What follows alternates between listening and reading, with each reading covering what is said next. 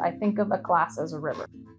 And if I am giving my students a midterm, and a final, I'm not giving them very many stepping stones to getting over the river.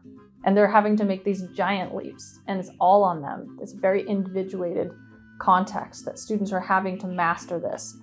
So I like to think of what kind of stepping stones can I give my students to help them cross this river. And so when I think of the things that we do in the class as skills that they're learning, things that are going to help them get from those different stepping stones to the new stepping stones across the river, I think about what are those things that I can add into the classroom for students. So I do weekly homework assignments. And so we cover the material in the class, and then every week they have a weekly homework assignment. But the weekly homework assignment is for credit or no credit. So as long as they prove to me by doing the homework that they're actually attempting the question, they're going to be given credit for that.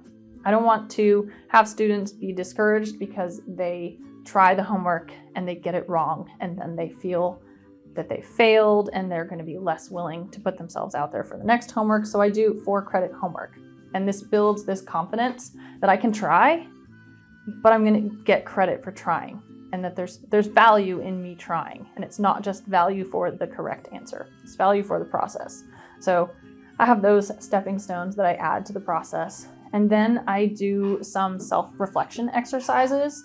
I like to start off the semester with a growth mindset exercise. A lot of students come to organic chemistry and they feel very discouraged. They feel like they've heard from everybody else that it's so difficult and it is one of the hardest classes they're ever going to take.